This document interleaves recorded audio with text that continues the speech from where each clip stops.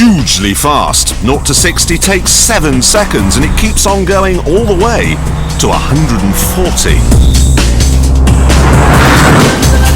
Of course, as we found with the very first Golf GTI, putting loads of power in a little car does affect its cornering habits. Push, and it turns into a tripod. This looks insane, and that's because this car just is. The whole drivetrain feels as though it's come from a tunnel boring machine. It feels rough and industrial. Then there's the noise, which never really goes away. Even if you put it in 5th gear and slow down to 30 miles an hour, it's still... I think this could probably get wearisome after a while.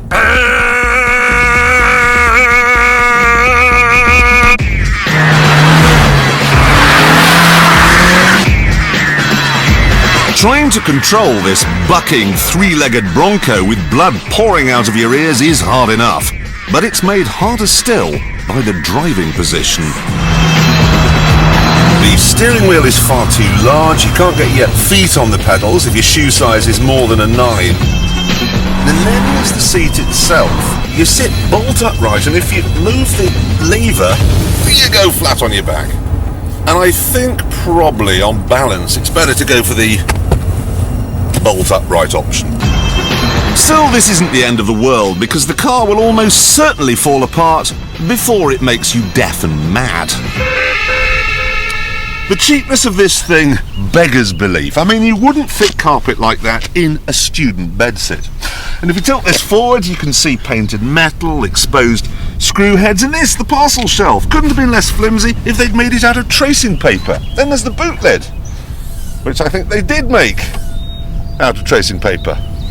In the front, you think, yes, but I've got strips of aluminium. It's as well made as Zurich Airport. But it isn't. It's plastic.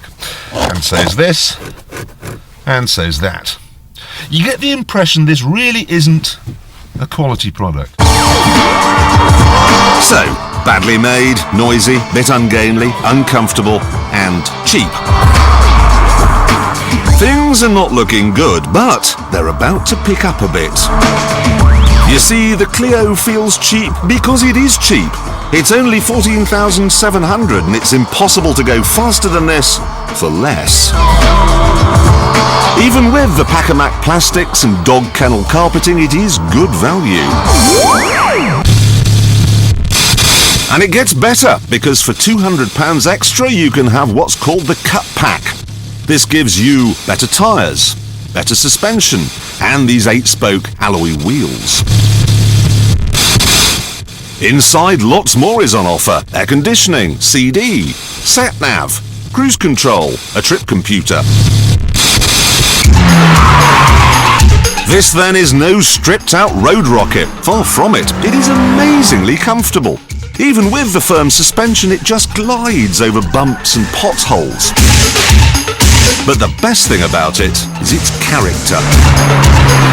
The thing is, nobody gets a job in the car industry because they want to make safe cars. So all the time those poor souls at Renault have been beavering away with their crumple zones and their airbags. There's been this pressure building up for them to go berserk and make something that's mad. And you can sense that. You can feel the excitement in this car. It's kind of like a Motown pop song, really. Tinny, short, quick, uncomplicated. Nothing like Verdi's Requiem.